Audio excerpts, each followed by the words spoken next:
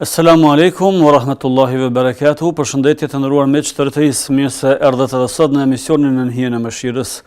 Për sot do të flasmi për shkollën apo leximin dhe vlerën që ka në Islam, bashkë me hoxhën e nderuar doktor Sedat Rusemin. Assalamu alaikum misirë. Aleikum selam, Allah mirësevgjim.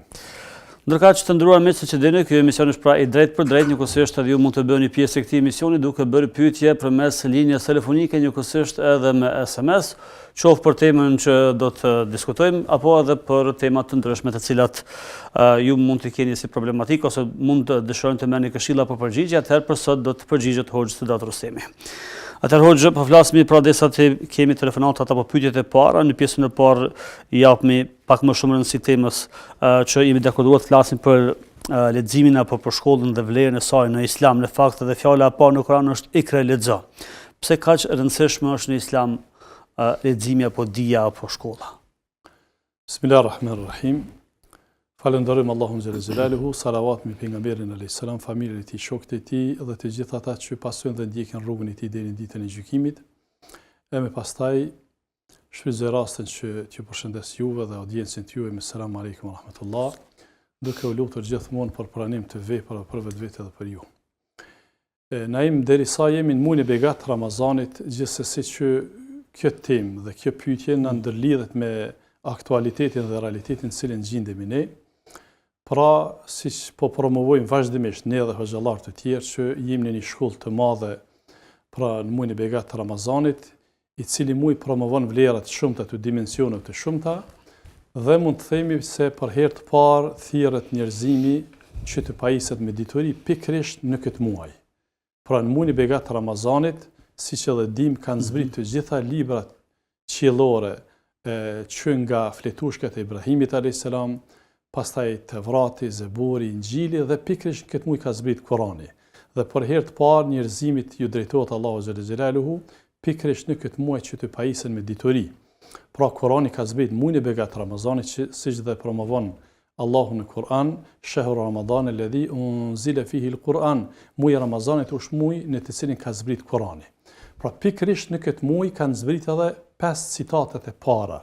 Dhe sigurisht që është me interes për audiencën që të dinë, edhe pse jam i vetëdijshëm që audienca që na përcjell ne dhe emisionet tuaja e dinë që 5 citatet e para janë të kapitullin e ngjizjes, Suratul Alaq, mirë po është më rëndësi të japim një nxjerrim, një koment shkurt këtyre 5 citateve kuranore. Allahu xhel xelaluhu në citatin e parë thotë, mas bismillahirrahmanirrahim, iqra bismi rabbikal ladhi khalaq. Lexo, studio në emër të Zotit tënd i cili krijoi çdo gjë. Khalaqal insana min alaq, pastaj na njofton Allahu se e ka krijuar njeriu nga një gjak i ngjizur. E përsërit prap Allahu xhel xelaluhu ftesën për lexim. Iqra wa rabbukal akram. Në citatin 3 thot Allahu xhel xelaluhu, lexo se Zoti yt është më bujari. Pra citati i parë, Allahu xhel xelaluhu na fton për lexim në foljen urdhërore. Në emër të Zotit, pra dijen merre për Zotin, nga Zoti, frymëzohu nga Zoti i Madhërisëm, kështu do të jesh i suksesshëm në të gjitha porët e jetës. Edhe nëse do të kish vështirësi, citati i tretë sikur na jep kët pamje, na jep kët kuptim, lexo, mundohu e pa angazhimin se Zoti yt është më bujari, do të ndihmon. Alladhi allama bil qalam, citati 4, ai është i cili e ka mësuar njeriu, ja ka mësuar njeriu të pendën. Pra mundoheti e pa angazhimin ndaj kohë. Pastaj citati 5, Allahu xhel xelaluhu na njofton se i ka mësuar njeriu atë që nuk i ka ditë. Allama al insana ma lam ya'lam. Allahu është ai i cili ka mësuar njeriu atë që nuk din. Pra këto janë 5 citate kuranore, secili citat përçon mesazh në veti, mirë po epilogu i këtyre mesazheve është se Islami e ka favorizuar dijen, i ka dhënë rëndësi të madhe ditorisë, po flasim në kohën kur e ka kaplu botën ignoranca. Po flasim para 15 shekujve, nuk jemi të folur në shekullin 21, por para 15 shekujve dhe pikërisht 5 citatet e para. Pra para se të urdhërohemi ose të porositemi në mënyrë të drejtë për drejtë, para se të porositemi në mënyrë të drejtë për drejtë me mesazhe për namazin, për agjerimin, për çështje të tjera, zbresin këto 5 citate kuranore, të cilat pra ngërthej në veti një mesazh se Allahu adhurohet pasi që ne të dimë, të mësojmë, ta njohim Allahun, ta njohim namazin, ta njohim agjerimin, ta njohim zekatin, haxhin e kështu me radhë, i qasemi adhurimeve. Prandaj pra mund të them që vërtet Islami ka dhënë një rëndësi të veçantë leximit. Atëherë, pse Allahu kërkon që njerëzit të lexojnë dhe të meditojnë mbi krijesat e Tij? Leximi fillimisht është dituri. Ne pa dituri nuk mund ta njohim Allahun fillimisht. Pastaj nuk mund ta njohim vetveten, nuk mund ta dimë se pse jetojmë, nuk mund të dimë se si të jetojmë. Prandaj, pra dituria është kapitali më i madh pas, po themi, besimit, pas shëndetit. Dituria është kapitali më i madh, sepse këtë tezë ka ngritë edhe Allahu në Kur'an, duke thënë kul hal yastawi alladhina ya'lamun wal ladhina la ya'lamun. Thuaj atyre, a mund të barazohen, të krahasohen të diturit me të paditurit? Që i bie se nuk mund të krahasohen ata që janë të ditur, nga se të diturit e njohin Allahun xhalla xhelaluhu, i njohin obligimet që kanë, din ta e bojnë jetën ashtu siç duhet. Prandaj, në kuadër të kësaj, kur njeriu në mënyrë të përgjithshme dhe besimtar në mënyrë të veçantë pajiset me dituri, atëherë meditimi është pjesë e adhurimeve. Meditimi bëhet pjesë e ibadeteve, sepse meditimi është adhurim në vete, siç na ka porositur edhe ose na ka njoftuar Allahu xhalla xhelaluhu në Kur'an kapitullin Ali Imran, alladhina yatafakkaruna fi khalqi samawati wal ard, ata të cilët meditojnë rreth krijimit të qiejve dhe të tokës. Pra, dituria e mirëfillt na bën që ne të meditojmë rreth krijesave të Allahut për të kuptuar madhështinë e Allahut xhalla xhelaluhu, për të kuptuar fuqinë e Allahut xhalla xhelaluhu, për të kuptuar mëshirën madje të Allahut xhalla xhelaluhu dhe për të kuptuar arsyeën e krijimit tonë. Regjia thotë që kemi telefonat, po inkuadrojmë që mos të pret në linjë, nëse është ende. Selam aleikum. Aleikum selam. Po. Urdhani me pyetjen. Gjysha e ka rrejtën. Dalja zërin televizorit ose interfonin telefonit edhe vetëm komunika sipas linjës sepse po kemi probleme. Shema rrejtën edhe e sa dikën të fol. Ja, nuk po e kuptojmë, në fakt nuk po dëgjohet mirë, nëse ka mundësi me ndal interfonin telefonit dhe Të shna dikën të fol. regjia A e një të namaz edhe nuk ka abdes. A ka gjynore. është e qartë? Në rregull, faleminderit për telefonatën. Selam aleikum. Po japim përgjigje kësaj telefonuese se në fakt nuk e dëgjova mirë. Në bazë të do thotë pyetjes në fund të kuptuar që gjyshja nga harresa ka hi namaz pa abdes, a ka gjuna që ka hi, do thotë ai që hi namaz pa abdes është fjalë nga harresa, nuk ka mëkat, por duhet del nga namazi në momentin që i kujtohet, del nga namazi dhe abdesohet. Por ndryshe me hyrë në namaz qëllimisht pa abdes është prej mëkateve të mëdha, ndërsa nga harresa do thotë konsiderohet mbrana normales njerëzore, nga se do thotë ne si qenie njerëzore mund të harrojmë, prandaj në momentin që i kujtohet namazliut, besimtarit namaz që ka hyrë pa abdes, del nga namazi, qoftë që jep selam krahun e djathtë, qoftë që del ashtu siç është, do thotë në çfarë do forme del pi namazit, abdesohet edhe fillon nga fillimi. Çfarë do të thonë hoxh ilm ose dija në Islam dhe si ndihmon ky koncept në zhvillimin personal dhe shoqëror? Fjala ilm është fjalë gjuhës arabe ose nocioni gjuhës arabe që ka të bëjë me diturinë. Dhe si nocion është i përgjithshëm, përfshin për çdo lloj diturie. Dituri e cila na afron tek Allahu xhela xhela, dituri profetare, siç njihet në shoqëri. Këtu përfshin dituri shkencore të profileve të ndryshme, të cilat kanë bëjnë pra qoftë në raport me vijën vertikale, në raport me Zotin e Madhërisht, me njohuritë profetare ose obligimet fetare, ose njohuri të shkencave të ndryshme. Të gjitha pra i ngërthen ky nocion. Pra njohuri e përgjithshme.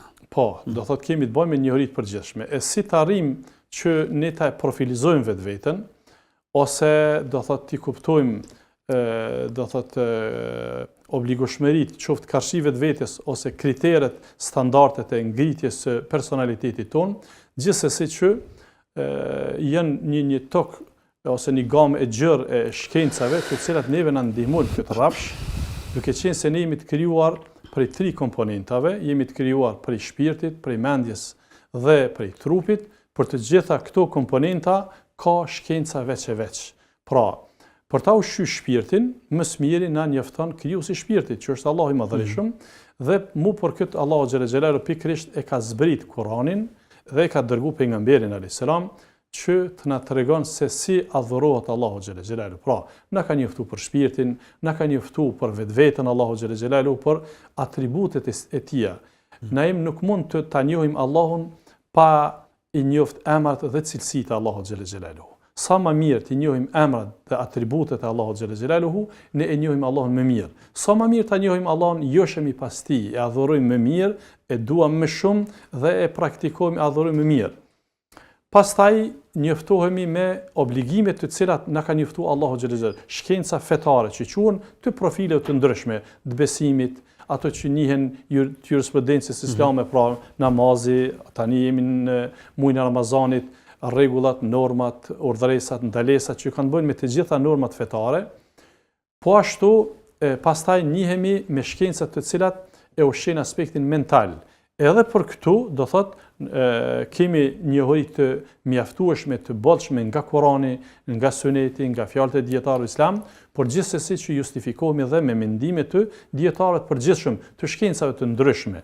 Pra, çdo lloj shkence e cila është e dobishme për njeriu mund të përfitojmë nga shkencëtar të ndryshëm, qoftë edhe që nuk janë musliman, pra kur kemi të bëjmë me jetën tonë në përgjithësi, aq më tepër ku kemi të bëjmë edhe me profilizimin tonë, po ashtu dhe komponenta e tretë, pra trupi, gjithsesi që i referohemi prap edhe mësimeve hyjnore, për fjalës së Allahut xhalla xhelaluhu, këshillave të pejgamberit alayhis salam, dhe shkencave të ndryshme të cilat flasin për përmirësimin e gjendjes tonë shëndetësore.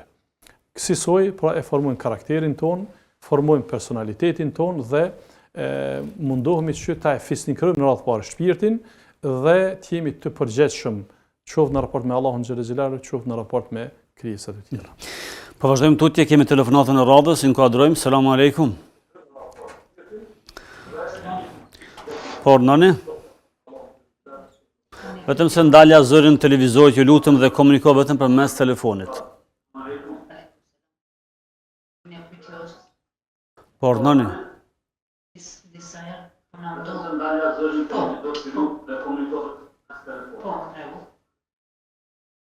Po?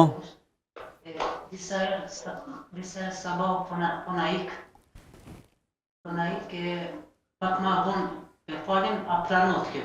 Këtë dhe shtametit dhe gjdo namaz natë e komunisë më falë.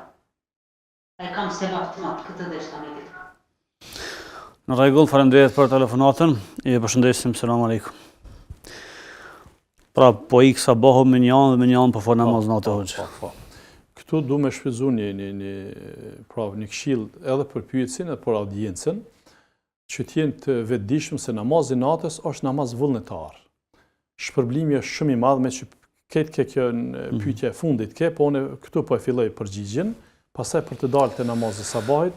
Pra namazi natës është namaz vullnetar, madje është prej namazeve shumë të dashura tek Allahu xhalla xhelaluhu, siç dhe ka promovuar pejgamberi alayhis salam, ku thot afdalus salati, prej namazit më të dashur te Allahu është salatul lejl, është namazi natës.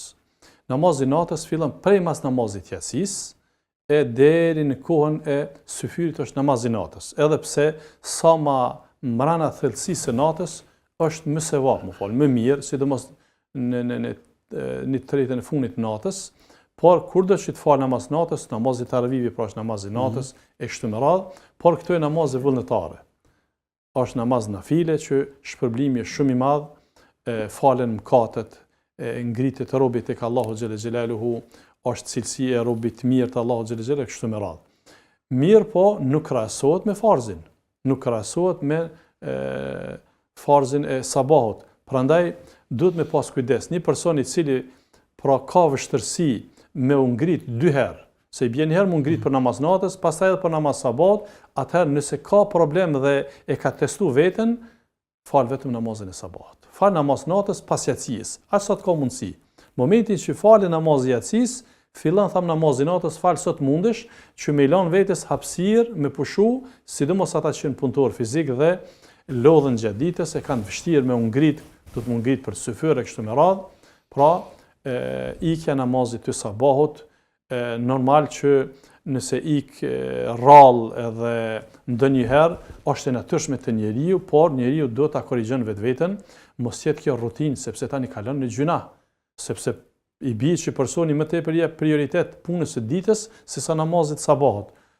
Mirë, po kurdo që ti del gjumi e fal namazin. Kështu na ka porositë edhe pejgamberi sallallahu alajhi wasallam, thotë kur robi e harron namazin ose ka fjet ndaj një namazi, kurdo që ti kujtohet e fal. Kështu që në momentin që i del gjumi e fal namazin e sabat, por ose e shfrytëzon pra telefonin që të zgjohet përmes telefonit, ose porosin ndonjë antar të familjes, diken që ta zgjojnë për namaz sabat, sidomos pra ata që zgjohen herët për syfyr, dhe në mes syfyrit edhe sabat, pra është një distancë, i ka plën gjumi, pastaj vonohet për namaz, kështu që le ta rregullon orarin edhe kësaj do të thotë e ka më të lehtë, po i ka dhe mekanizma ndihmës për këtë.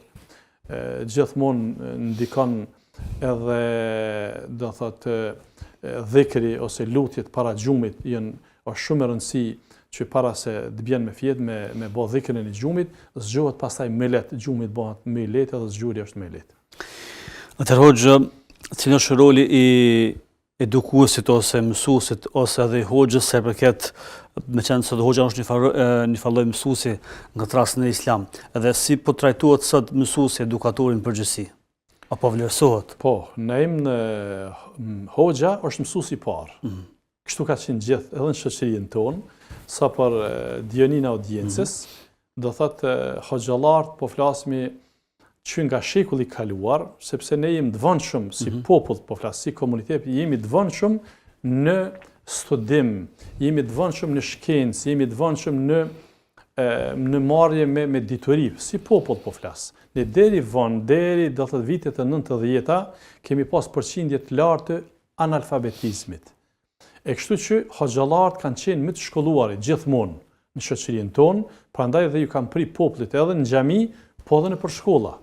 Ne kemi numër të madh të hoxhallarëve, të cilët kanë qenë edhe profesor, edhe arsimtar, edhe mësues në përshkolla, sikur që ka qenë të shumtë janë, po këtu po shfrytëzoj rastin për shembull Rahmetliu Sherif Ahmeti, Allahu më shëroft, hoxha i madh, edhe mësues i madh i cili ka qenë mësues unë me qevi nga komuna e Lipjanit, ka qenë mësues në fshatin Sllovi, ka qenë mësues në fshatrat tona Banull, Gomnasell, prej edhe nga ka ardhur hoxha i nderuar, pastaj ka qenë edhe hoxh dhe ka qenë kryetari i Bashkisë Islame dhe ka qenë pra edhe drejtori i medresesë më vonë, të tillë ka pas plot hoxhallar. I tillë ka qenë edhe gjyshi im, pra nga dajt Allahu më shëroft, i cili një kohë ka shërbyer si mësues, pastaj në punë të ndryshme dhe ka punuar si imam xhamie, kështu kanë qenë hoxhallarët.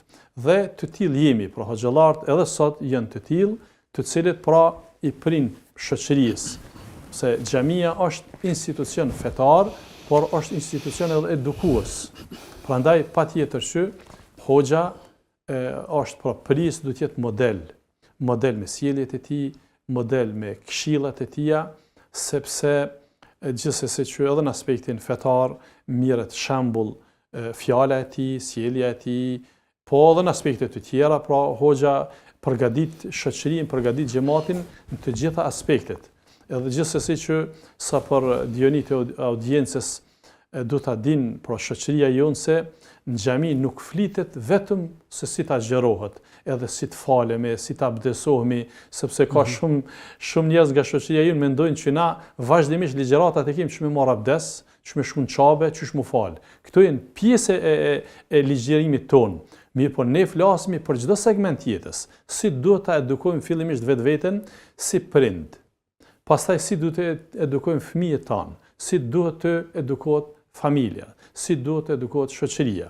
Flasim për dukuritë negative, flasim për përmirësimin e gjendjes, por flasim për çdo gjë e cila është pozitive dhe rëndësishme për njeriu dhe për shoqërinë, dhe nikosisht u atërheqim vërejtjen e njerëzve, shoqërisë nga çdo gjë e cila e rrezikon qoftë individin, qoftë familjen, qoftë shoqërinë, nga dukuritë negative, nga fenomenet e ndryshme, dhe kësaj do të thotë qëllimi jon është që ta përmirësojmë individin, familjen dhe shoqërinë. Apo bie që leximi, shkollimi ose arsimimi është i detyrueshëm për çdo musliman dhe muslimane? Patjetër, do thotë studimi, leximi, profilizimi të pajisurit me dituri, pra është obligim varësisht edhe prej lamive, por në mënyrë të përgjithshme konsiderohet pra marrja e diturisë prej obligimeve. Kështu dhe ka ardhur në gjuhën e pejgamberit alayhiselam. Talabul ilmi faridatun ala kulli muslim, tekstualisht ka thënë pejgamberi alayhiselam. Kërkimi i diturisë është farz, obligim për çdo musliman. E këtu pastaj renditen prioritetet. Në radhë parë hyn njohja e Allahut xhela xhelalu. Masi ta njohim Allahun xhela xhelalu dhe pastaj hyn këtu çështjet të cilat kanë bëjnë me njohjen e Allahut, mësimi i namazit, mësimi i xherimit, ai që ka pasuri ka obligim me mësu si i jepet zakati, ai që ka pasuri ka obligim pastaj me mësu si kryhet haxhi kështu me radhë, dhe pastaj hyn me prioritete shkenca të tjera.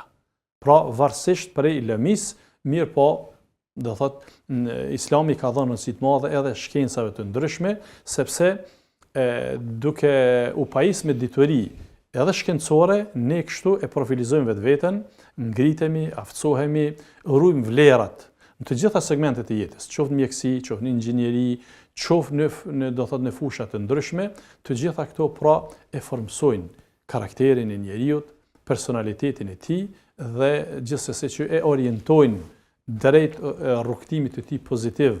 Pra, qoftë në raport me jetën e përditshme, qoftë në raport thamë me Zotin e Madhërisëm, dhe kështu besimtari arrin pra përmes kërkimit të diturisë, përmes aftësimit, edhe të përfitojë nga jeta e kësaj bote dhe të përgatitet për botën tjetër. Atëherë, sa është e rëndësishëm për shoqërinë tonë hoxha arsimi fetar? Dia fetare. Po, patjetër që shoqëria jonë fillimisht ne që të dimë dhe të përkujtojmë, shoqëria jonë është shoqëri e cila njohuritë fetare nuk i ka të tanishme. Do thotë kronologjia historike flet se parafërsisht ne kemi edhe data dhe kemi çështje të shkruara, kemi histori të bërë që po themi kemi spaku 8 shekuj me fenë islame. Por të mos thonë që i tejkalojmë 8 shekuj sipas shumë studimeve që flasin studios tuaj edhe tond, që do thotë kemi datime rreth 10 shekujve që Islami ka në trojën tona, por me bollëk dhe me përgjithësi kemi 8 shekuj që Islami është në trojën tona dhe i bie që Islami nuk nifet për sot. Ne kemi shekuj me radhë hoxhallar, dietar të mëdhenj, të cilët e kanë njoft Islamin dhe kanë sjellë njohuri fetare në shoqërinë tonë, që nga dekada e 3 e shekullit kaluar ne kemi hoxhallar me fakultet. Hasan Efendi Nahin, profesorin nderuar, Allahu e mëshiroft, është i pari që me sa kujtoj, nëse nuk gaboj në datë dikon vitin 1937, ai ka qenë student ose ka përfunduar studimet në Universitetin e Azharit në Egjipt, që në atë kohë ka qenë problem me gjetë me shkollë 4 vjeçare në vendin tonë. Ai ka qenë, do thotë, me fakultet. Me shkollë të mesme ose me shkolla të larta profesionale fetare ka pas çmoti. Prandaj do të them që ka patur të shkolluar dhe ka edhe më tani po flasim sidomos që nga mesi i shekullit kaluar dhe dekadat e fundit shekullit kaluar, këto 2 dekada e gjysmë të këtij shekulli, kemi një profilizim të mirë të kuadrit fetar, gjithsesi që shoqëria jonë ka nevojë edhe më të mëson për fe, mirë po. Nuk mjafton që feja të mësohet vetëm në xhami.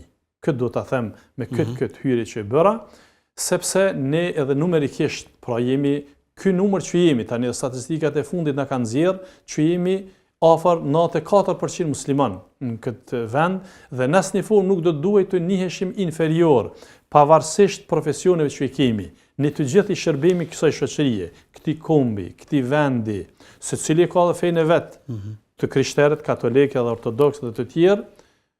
Ne kemi fenë tonë, pra kemi vendin tonë të përbashkët, kemi shoqërinë tonë të përbashkët. Duhet pra ta kuptojmë që shoqëria formohet në të gjitha dimensionet dhe duke justifikuar edhe me shtetet përreth, shtetet evropiane, të cilët tani më ka dekada, por më së thonë ka dhe shekuj, sikurse Austria që e ka lëndën fetare si program arsimor dhe kemi pa që shoqëritë perëndimore janë ngritur në kuadër të kësaj, po flasim nga aspekti i edukimit. Atëherë, pse do thotë vendi ynë të mos e ketë lëndën fetare, aq më tepër duke marrë parasysh problemet amorale që janë, dukuritë negative, fenomenet, therrjet në shkollë me thikat e të trit, tentim vetvrasjet e shumë fenomene të tjera, pra dhënja pas pijeve narkotike tek rinia. Pra ne peshojmë që nuk po mjafton studimi arsimor se shkollat shtetërore, qofshin ato private, pra pa lëndën fetare që ti te kalojnë këto probleme. Ne mendojmë dhe besojmë që prezenca e lëndës fetare, kyçja e lëndës fetare do të jetë një ndihmëse e madhe për shoqërinë tonë, për përmirësimin e shoqërisë, ose do të po them që është plotësim e atyre segmenteve ku nuk po plotësohet në pjesë të tjera, pra nga arsimi shtetëror.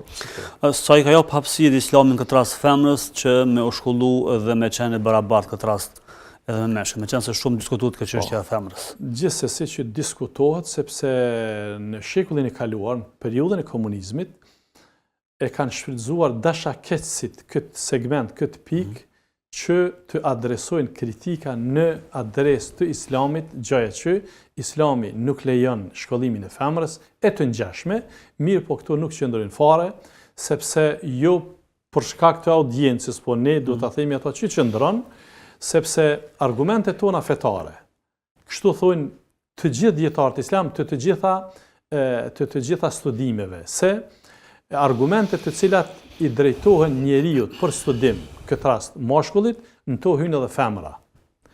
Hadithin që e ceka më herët, pra kërkimi ditoris, talibul ilmi faridatun ala kulli muslim, kërkimi i ditoris është farz obligim për çdo musliman, këto hynë mashkulli dhe femra. Pra çdo kush që është musliman. Edhe në 5 citatet kuranore që i theksuam krejt në fillim të këtij takimi, aty hynë edhe meshkujt edhe femrat. Dhe në të gjitha dispozitat që obligohen meshkujt, obligohen edhe femrat. E nëse namazi i obligohet për shembull mashkullit, agjerimi i obligohet mashkullit, po femra s'është obliguar me namaz dhe me agjerim, gjithsesi se po. Atëherë, siç e kemi obligim ne të kërkojmë ditori për namaz, për agjerim, për shkenca të ndryshme, e njëjtën pra kategori është edhe femra. Pra Islami ka parapa me kohë femrën e shkolluar dhe kjo s'do mend, ne kemi fakte të shumta për këtë. Kemi, do thot, prej grave të pejgamberit alayhis salam, Aisha, Allah qoftë e kënaqur me te, e cila ka qenë mësuesja më e njohura në shkencat islame. Pra gjatë kohës së pejgamberit alayhis salam ka marrë dijen drejt për së drejti nga pejgamberi alayhis salam, nga shpallja, e pastaj u ka dhënë ditori grave të tjera. Dhe kështu kemi në çdo kohë, që nga koha e sahabëve, kemi disa nga gratë sahabite, pra gratë e shokët pejgamberit që kanë qenë të ditura, në gjeneratën e dytë të tabiinëve e kështu me radhë deri në kohën tonë.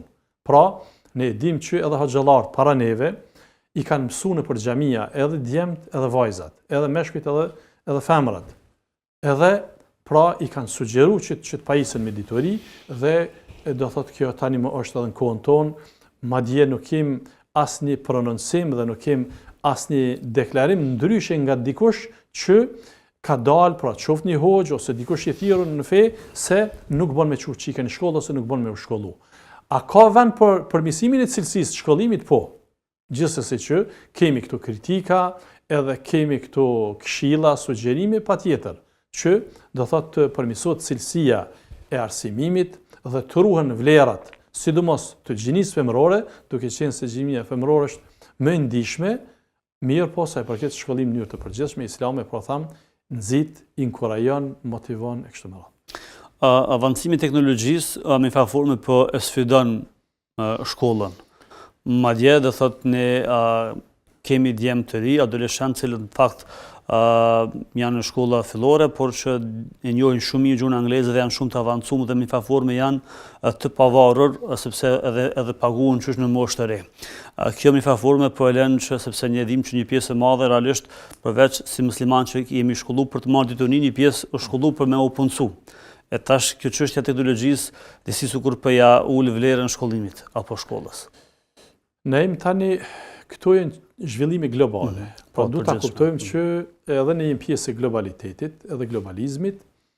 Këtu kërkohet një vëmendje e veçantë në radhë parë prindit, sepse edukatori i parë për fëmijën është prindi, të dy prind. Pastaj është shkolla.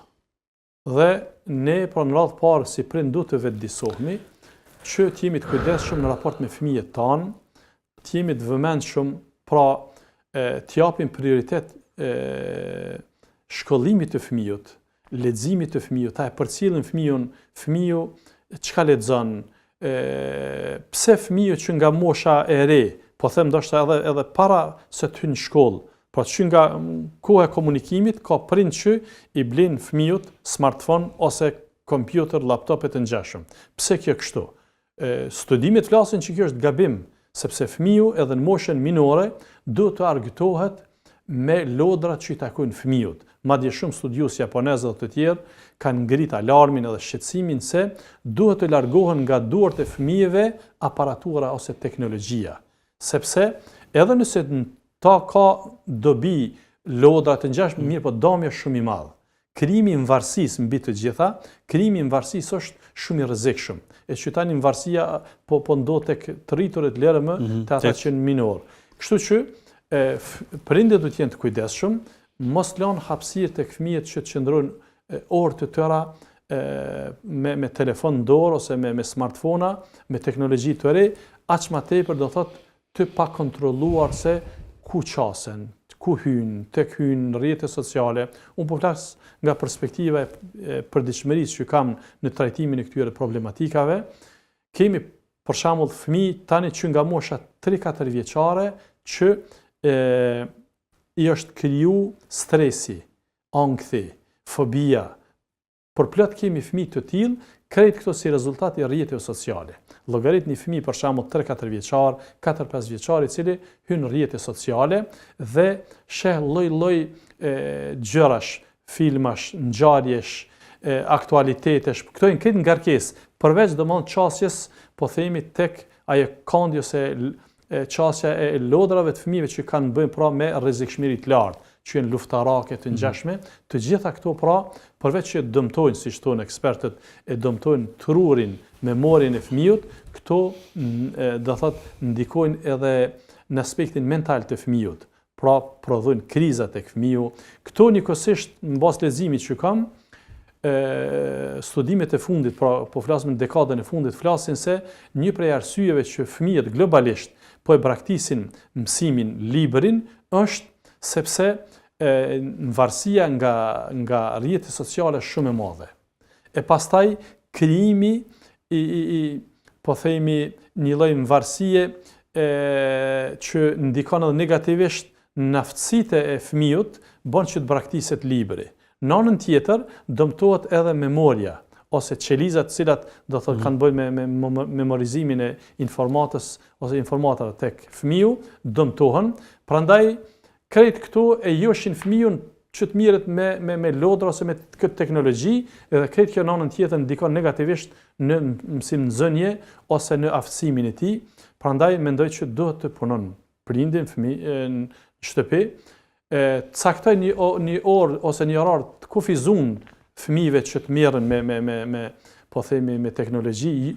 Është problem me mishmang si të tërë, sepse ne jemi tani pjesë e teknologjisë, mirë po të ketë një orar të kufizuar, gjysore, një orë mbrana 24 orëve, po sidomos preferenca qenë që 2 deri në 3 orë para gjumit fëmiu mos të jenë rrjete sociale.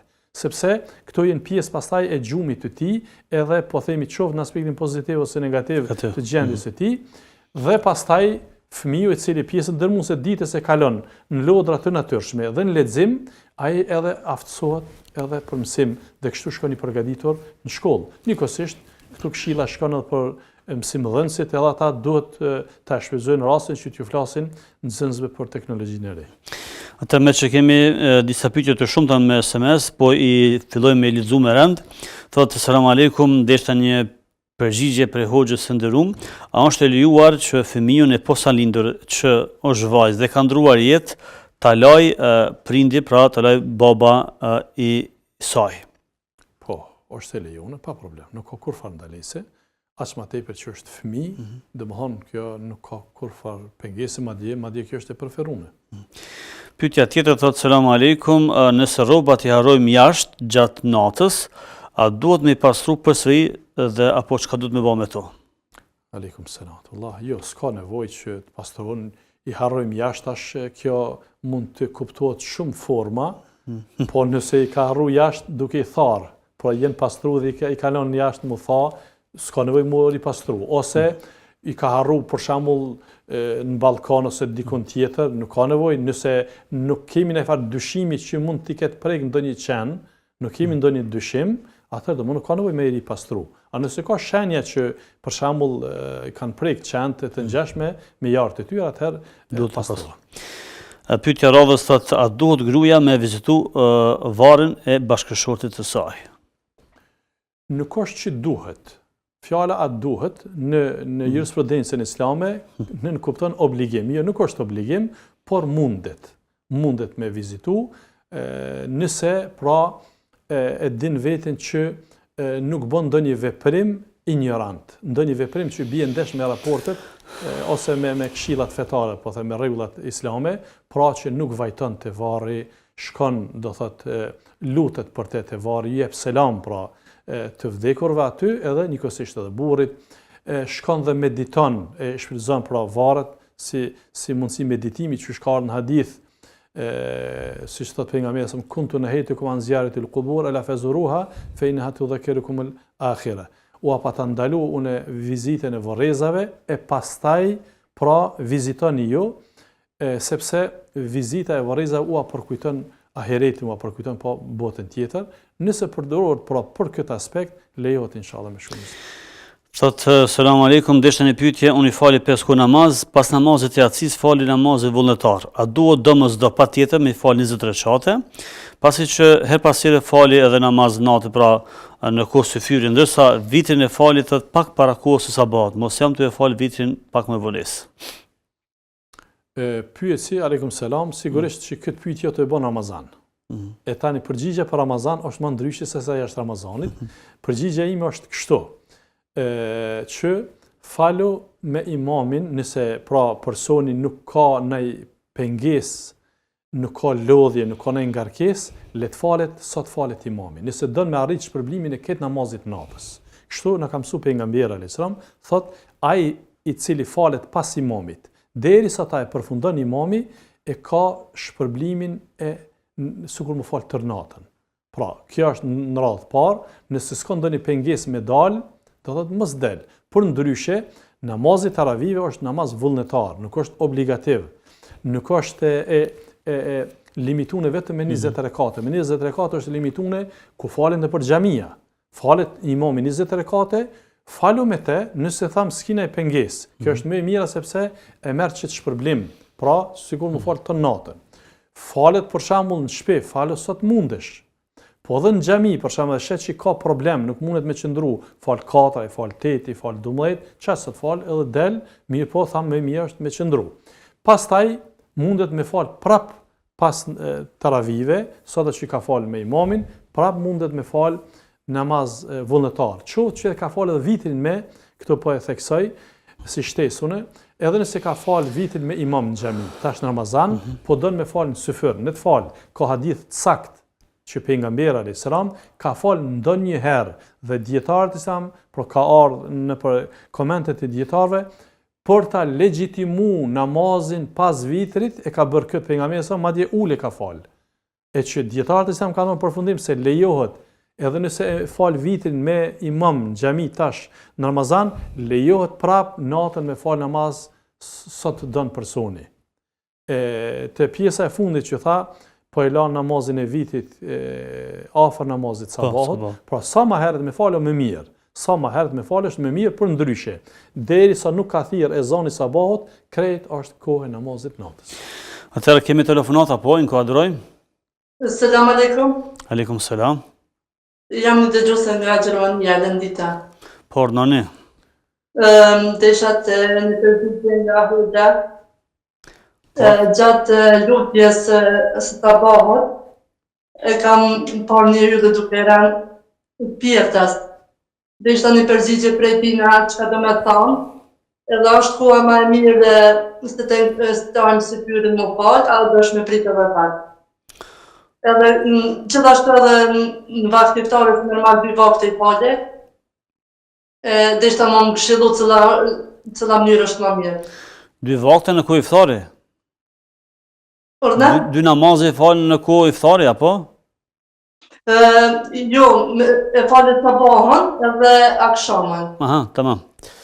Në rregull, faleminderit për telefonatin, ju përshëndesim, selam aleikum. Pyetja para Shumë pyetje bani. 3 pyetje. Mirë, okay. Gjështja me lutjen sabah kom po një... Po. Nuk ka e diçka, këto janë pjesë e kosmosit, ato nuk ka kur gjë. Këto, secili prej neve, shohim meteorë duke ra, janë pjesë që së ndërlidhen kur gjë as me fat njeriut, as me, do thot, me nej... Janë çështje normale që janë... Normale, zhvillim normali kosmosit. Dhe pyetja për syfyrin nuk e kuptova shumë mirë në qartë të çështja e syfyrit, tha me shnia apo jo, por nuk e kuptova mirë. Po, unë mundova me kuptu, pra tani e kem në për takvimat tonë, kjo qëndron edhe në Evropë, me që tha jam në Gjermani, me sa kujtoj. Po. Është koha e rregullt ku përfundon syfyri, pastaj është një minutazh që pritet deri në kohën e sabahut. Do thot personi mund ta shfrytëzon atë pjesë, sepse në atë kohë nuk mund ta falë sabahun. Aja ndëlidhet me pjesën e syfyrit. Çaj pjesa, zakonisht studiuesit e kanë lënë këtë pjesë që të minutazhet 20 minutë, 25 minutë, e kanë lënë do thot si kohë rezervë, sidomos po flasim edhe në periudhat e mëhershme, sepse ndoshta precizimi i kohës ka qenë më i vështirë. Krahasim me teknologjinë moderne që e kemi që ta parafron bukur mirë, domethënë se sakt për kur hin koha kështu me radhë, kryesor mund të shfrytëzohet ajo kohë për çka do të qoftë. Qoftë për falje të namazit, nëse ka mjet viti pa falë ose me ngrënë ose të ngjashme. Po shumë pra thaj falë 2 namazet, do thotë sabahun dhe akshamin në iftar. Po, unë shfrytëzoj rastin që pyetsen me inkuraju dhe me këshillu, jemi në Ramazan, elhamdulillah që pe falë sabahun edhe akshamin, por kuptohet që edhe dreka, edhe ikindia, edhe yatsia janë farze sikur këto dyja. Prandaj muslimani është i obliguar me 5 kohë namaz. Mirë që ke startu, e fal namazin, mirë po, jem në Ramazan, shfrytëzo tani 10 e fundit Ramazanit, pra mos të kalon Ramazani pa fillu me fal edhe kohë tjera, sepse nëse marrim për shemb veç ikindin, me ikindia dikuj, pejgamberi sa më ka thonë është sikur më shkatru krejt familja me vdek edhe më shkatru këtë pasuria. Do thotë veç namazi i ikindis me ik. Një namaz i ikindis, do vetë ku dreka, ku yatsia, e kështu që lania e një namazit është gjëna shumë i madh, Zoti na ruaj, me nzon deka dikon pa fal namaz, kështu që pendohu për të kalunën dhe fillo prej sonte, jo as nesër mos e le, prej tani fillo që me i fal kohrat edhe mos i le pa i fal të paktën, fillo me farze. Bile farzet fali, pastaj gradualisht edhe i bashkangjitjeve dhe sunetit. Thot, përshëndetja bën motrës me ja dhon vitrat. Sipas hanefive, atyre që nuk bën me ja dhon zekatin, nuk bën me ja dhon edhe vitrat. Motra nuk hyn te ata që i pet zekati, sepse e ka obligim vllau, do të thonë, e ka obligim më kujdes për te. Mirë po, do të thotë në këtë rast, nëse personi pra nuk ka rrugdalje tjetër, se dietarët, shumica e dietarëve islam edhe lejojnë këtë shkolla tjetër juridike. Unë e dhash mendimin e parë të hanefive. Nëse nuk ka forma tjera dhe ka nevojë, do thotë për ndihmë dhe vllau nuk ka mundësi formë tjetër me ndihmu, atëherë ne t'i ndihmon inshallah. Thot, selamu alaikum, deshta të pyes hoxhën, me ka vdek vëllau i ri që 17 ditë para Ramazanit. E kemi vëros, po vdekja vëllaut është aksidentalisht, pra është mbyt në ujë. Deshta me pyet hoxhën se a është gjë e mirë që ka vdek këto ditë para të Ramazanit dhe disa po na thonë që konsiderohet edhe si shahid sepse ka vdek të thotë aksidentalisht në ujë. Fillimisht lutem që Allah ta mëshiron të vdekurën e tyre dhe familjarët Zoti t'ju jap durim të mirë. Pra, paraprakisht du ta kuptojnë edhe ata që kanë parashtruar pyetjen dhe audiencët që po na përcjell se vdekja është caktimi i Allahut xhela xhelaluhu. Personi do thotë çdo kush prej neve e ka të limituar sa ka me jetu, vdekja nuk është fati i njeriu, nuk është në dorën tonë që sa dojmë na dhe si dojmë na jetojmë, ky është caktimi i Allahut. Prandaj duhet të kënaqemi me caktimin e Allahut. Allahu xhela xhelalu fëmijën ja ka dhënë prindit mu kënaq me ta për aq sa ja ka caktuar, por duhet ta kuptojmë që aja që na pret, takimi para Allahut është më i mirë dhe më i këndshëm. Vdekja në ujë konsiderohet shejtllak i dyfisht. E na lutemi, shpresojmë te Allahu xhela xhelalu që Allahu ta ketë marrë mëshirën e tij, ta ketë mëshiru, ta ketë fal, edhe ta e gradon me xhenet. Kjo është lutja jonë. Shkojmë tek pyetje tjera ku thotë selam aleikum. Kisha një pyetje thotë urgjente. Jam në hall me bashortin tim, burri që një kohë të gjatë cilët shumë ftoft në mënyrë të folit me mua si grua. Do thotë më lëndon, por kur tham pse po më lëndon, thotë që asgjë nuk të bëra. Thotë unë jam 5 vaklike për falë namaz, por kohët e fundit burri përveç që ka ndryshuar në sjellje në raport me mua, ka filluar të shikoj edhe faqe të ndyra me vajza dhe këtë se nuk po muj me dëru, sepse po më plas zemra. Pyetja ime në këtë rast është, nëse bashorti nuk ndryshon dhe nuk është duke ndryshuar, a më lejohet shurëzimi me të, sepse kurrësh nuk mundem me pranuar këtë sen që po ndodh tek burri. Fundi i pyetjes e determinon fillimin e saj. Do thotë aja që burri është i ftohur, i ftoft ndaj gruas, edhe i flet ftoft, është krejt problemi që u sqarron fund pyetjes. Pra, kur burri, çdo burr, çdo mashkull, i cili mirret me femra të huaja, i cili mirret me gjunahe, e shfrenon syrin e tij, egon e tij, pa dyshim që në radhë të parë përveç gjunahit që e merr, në radhë të parë privohet për dashurisë të gruas. Allahu e privon me i dhënë dashuri gruas, ose me shfrytzu gruan, mja pa hajrin gruas. Këto tu e fillu prej rrëfimeve që Zoti i ka përshkruar në Kur'an prej Firaunit. Allahu xhela xhelal nuk ja ka mundsu Firaunit pra që ta shfrytëzon asnjën për shkak të gjunahut të tij. E kështu kjo është rregull deri në Kiamet. Prandaj këshilla jon është fillimisht për bashkëshortin e saj, që nëse është po tuna përcjell, që ta ketë frikë Allahun xhela xhelaluhu, sepse shikimi i faqeve, i kanaleve, i femrave të huaja është për gjunaheve të mëdha.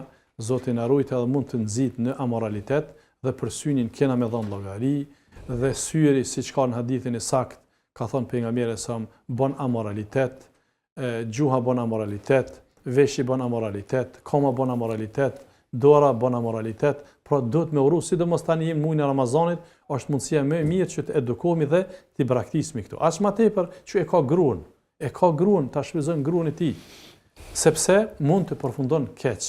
Pra mund të përfundon me një përfundim të rrezikshëm, po ti mbyllet jeta me një gjunah të madh, Zoti na ruajt, edhe rrezikon ahiretin.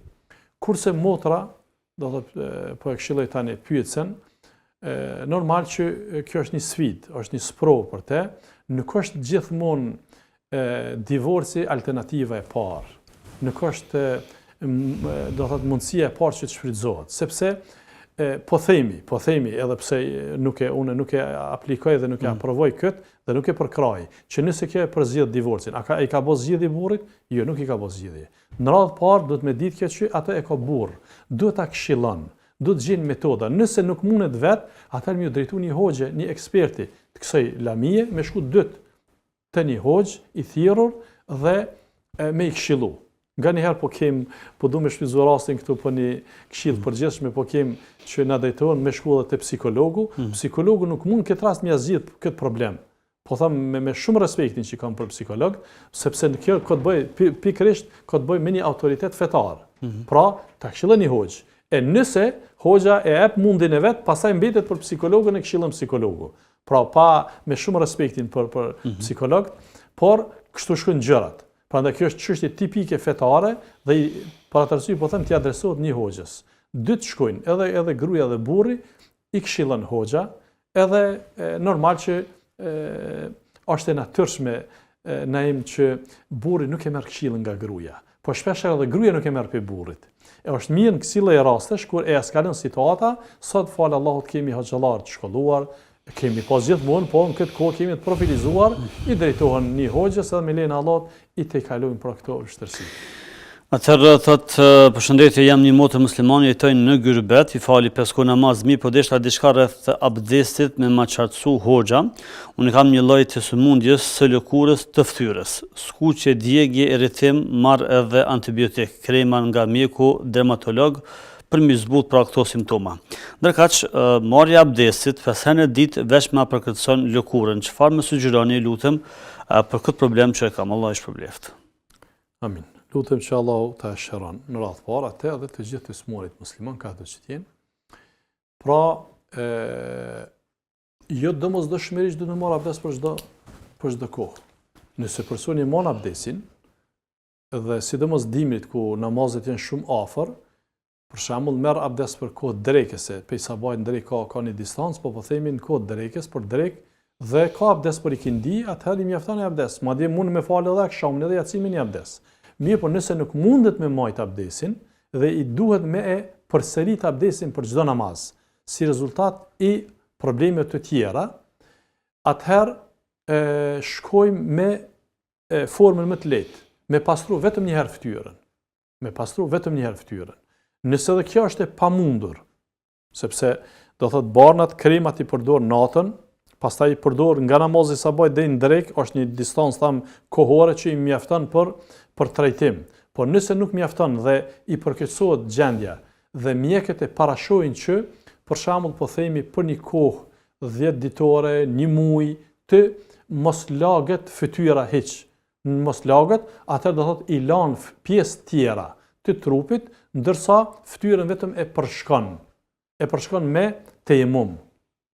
E përshkon vetëm me tejemum, pra i mshon një venit ku ka pluhur, edhe përshkon tash. Unë e kuptoj që pyetja mund të thotë, po unë me ujë nuk po guxoj si me pluhur. Nuk jemi të thona me pluhur të rrugës. Por tejemumi bëhet me pluhur, por është një pastrim formal. E përshkon pra fytyrën, edhe ky. Nëse edhe këtë s'e bën, i krym pjesë tjera, edhe kaq. Falet me to. Atëherë hoxh, këtu është fundi i këtij misioni. Faleminderit që ishe pjesë për të dhënë përgjigje shikuesve dhe dëgjuesve tanë. Faleminderit për ju, Zoti ju shpërbleft dhe Zoti na ndihmoft që ta plotësojmë këtë muaj të begatur mos. Amin. Të nderuar miq, kaq për këtë emision, takohemi nesër dhe atë më mbetshëm me programin në vazhdim nga RTI. Selamun alejkum.